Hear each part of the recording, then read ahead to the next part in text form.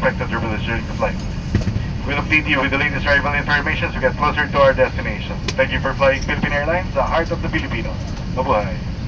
Basahin ang passenger briefing card. Kung nais ninyong lumipat ng upuan, agad na ipagbigay alam sa inyong mga cabin crew. Isang karangalan na kami ay makapaglingkod sa inyo ngayong araw na ito. Please be reminded of power banks and spare batteries are now prohibited inside the overhead storage bins.